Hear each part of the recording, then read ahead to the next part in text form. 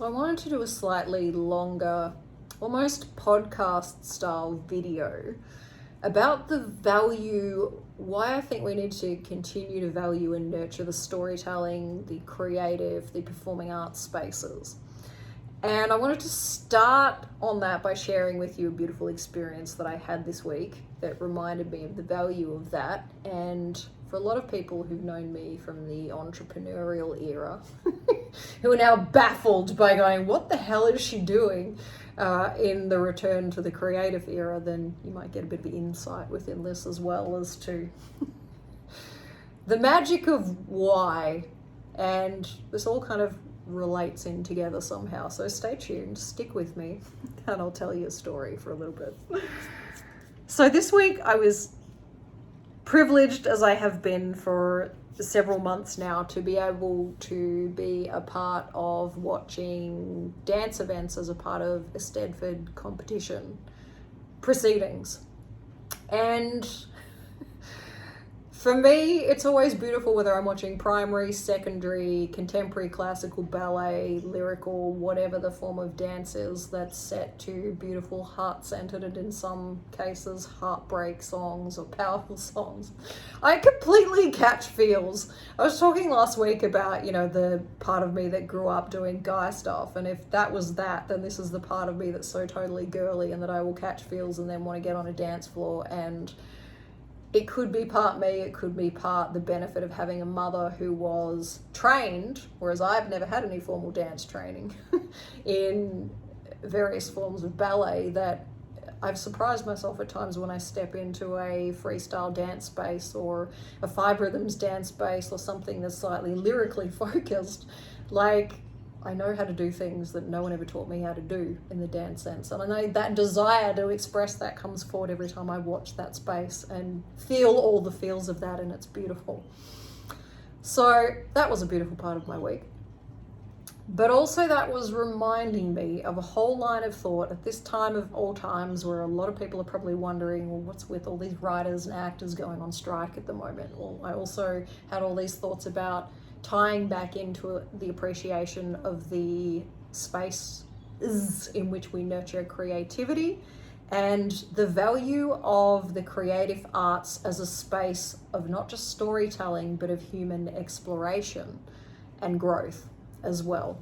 And so I wanted to dive into that a little bit more, because I've had the benefit this last decade and a bit of being trained in counseling, of being trained as an ICF accredited coach, of having pursued the path of being a trainer, pursued inspirational and motivational speaking. And there's a lot of things that I've been through, and I've been in privileged positions where I have often been able to talk to people as a coach, as a trainer, as a speaker about stuff that they've experienced that I have too in life. And whether they've been in a space with me or they've been watching my socials from a distance, there's an honor and a privilege to being able to hold that space when you know that you've been through something that gives other people an example of something that's possible in life for them. You show them a roadmap or a pathway or a possibility of many potential pathways by which they may also heal, grow, expand, etc., right? But the nature of that space requires quite a commitment of us in terms of when you come and sit in a room with someone, whether one-on-one or you sit in a group. There's a beautiful dynamic to an individual one-on-one, and there's a beautiful dynamic to a group space, but it requires a lot of bravery of any given person, because it requires a lot of vulnerability. It often requires a lot more disclosure of us to be able to go and sit there and talk about our insecurities, our past traumas, our desires and aspirations and things that we want to achieve. That can be quite confronting, right? What I've come back to appreciating as I felt completely within myself as I came to Sydney, and life gave me 1,000 experiences that said you need to come full circle and come back into the creative space, right? Because you've disconnected and there's still so much in this for you. What I've found and remembered and really come to appreciate in a whole new way, from a whole new level, is the immense value that exists through art, through theatre, through film, through storytelling, of the potential for, and this is the case whether you're an actor and you're playing in the space and you're playing with your own themes of self-development in almost a transpersonal drama therapy way when you step into a space, as much as it counts when you come into an audience of a theatre or a film. There is this beauty and this safety in the ability to walk into a theatre, walk into a movie theatre, walk into an art class, be able to watch something, and you can maintain a safe separation from it. You don't have to necessarily put yourself out there in order to watch a story about something that you've been through, to watch a story about something that's inspiring to you. You don't have to talk. You can sit and watch, process, feel what you need to feel as you see someone else journey, their struggles around things like intergenerational trauma or addiction, or simply finding the courage to go after some aspiration that they want in life. You can come and watch that, you can journey with that, you can learn from that, you can take motivation from that, and at the end of the 2 hours, you can disconnect, or the end of the class, you can leave, right? And then that allows you a certain level of ability to step in and out of the space and create safety and structure also around that space, that allows you to engage with it in a slightly more detached way, but also an incredibly valuable way that is so crucial for humans in helping us make sense of ourselves, our identity, and heal our past wounds and grow into our highest potential, right? It's so close to home for me. So there's a beautiful privilege and respect that I have for one to be a coach or a trainer or a speaker. As much as I've, over the decades, whether it was in high school or whether it's now, there's this deep love and appreciation and respect that I have for the space that actors, that writers, that storytellers, that artists create every time they create a piece of work, every time someone writes a script, every time someone creates a movie, every time somebody puts together a play. There is something so incredibly valuable about this for humanity that will continue to be valuable no matter how far we go with AI. And I don't think the entirety of the AI path, as I intuitively feel into it, and I watched also, I think it was Michael Sandler of Inspire Nation, I think is his name, and his YouTube channel. He talked about the potential evolution of AI, because there's a lot of fear-based narratives and stories coming up around that right now. But I was reminded about the fact that any given thing that we experience in life as a human condition can potentially have a dark expression. Any given technology can be used, as we're going to see in stories like Oppenheimer soon, can be used for a dark purpose or can be used to do a tremendous good and for the highest good of everyone involved. AI is no different. And as we create more synthetic technical vehicles by which at some point a sentient consciousness that at this point inhabits humans or inhabits animals on this planet, that may one day have the capacity to inhabit, not unlike Cylons in Battlestar Galactica or any such other sci-fi themes, a sentient consciousness may choose at one point eventually in this process to inhabit these technological spaces that we're creating, right? And express itself and choose to learn through that. And part of its expression may not just be something fear-based. It may not be dark. It may be entirely that it chooses to work from love and for the highest good of all, right? So I think that's worth remembering, that narrative in amongst all these fear-based narratives as well.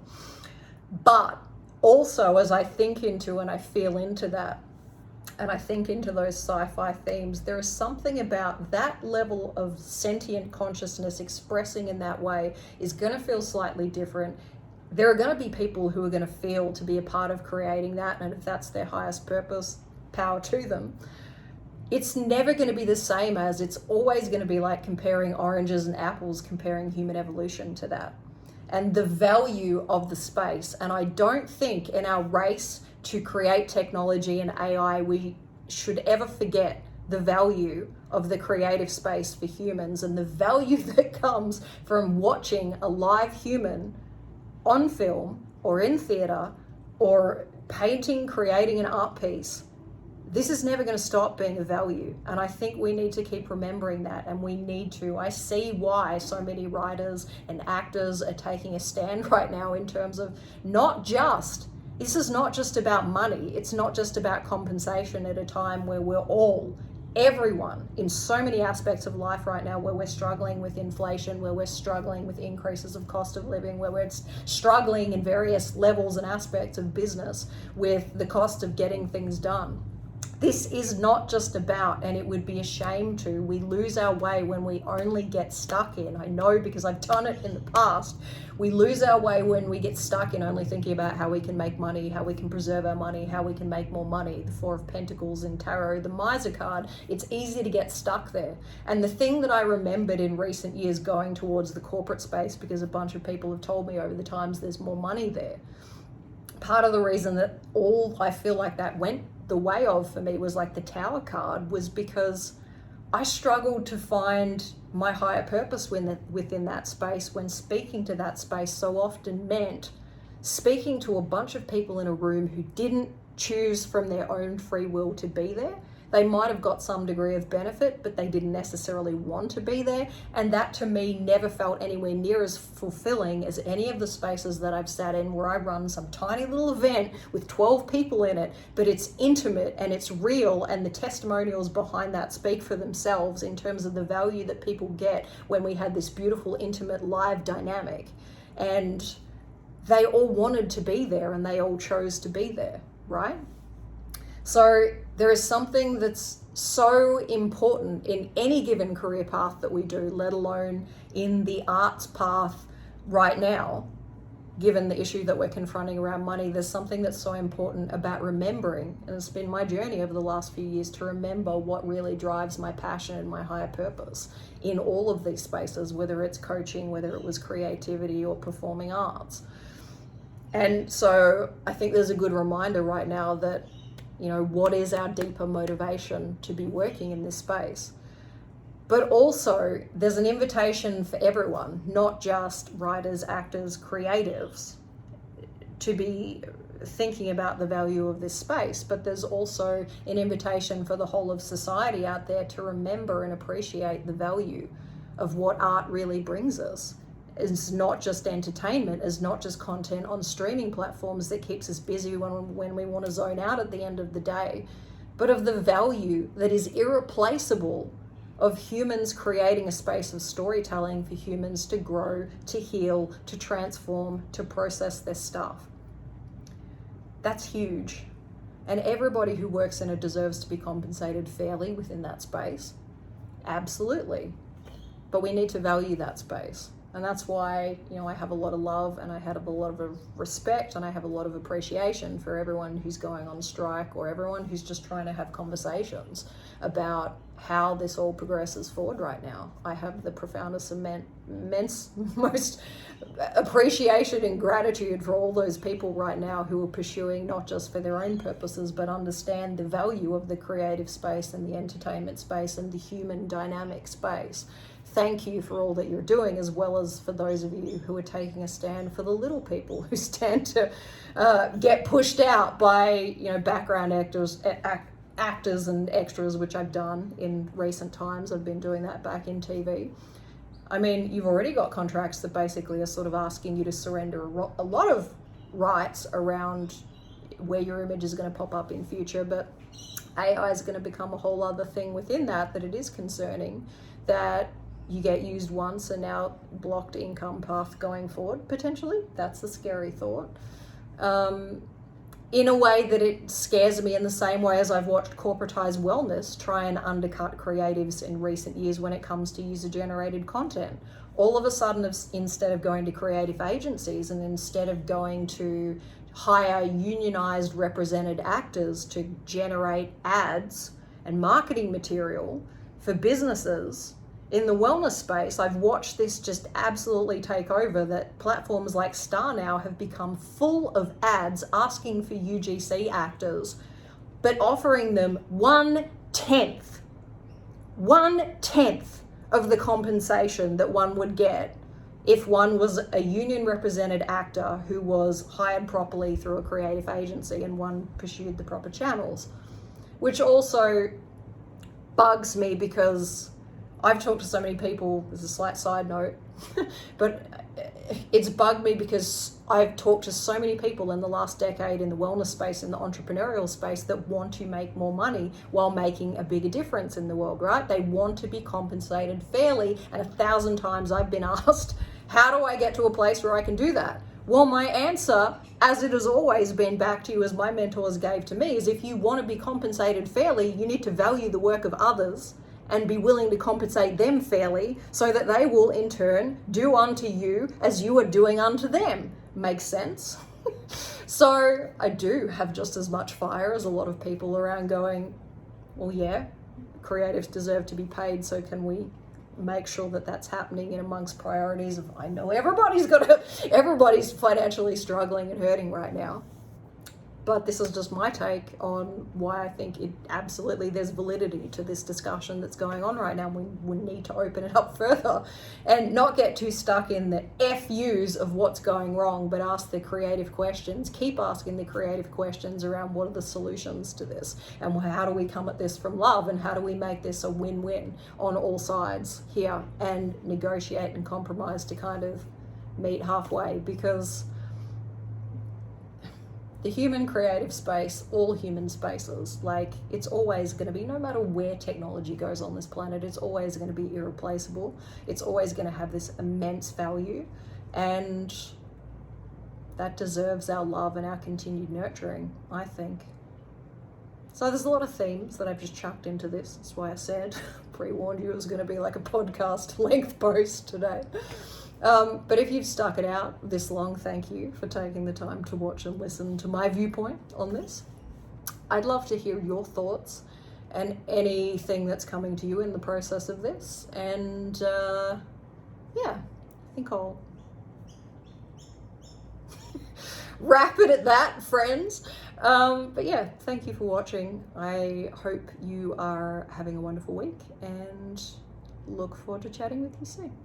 Bye-bye.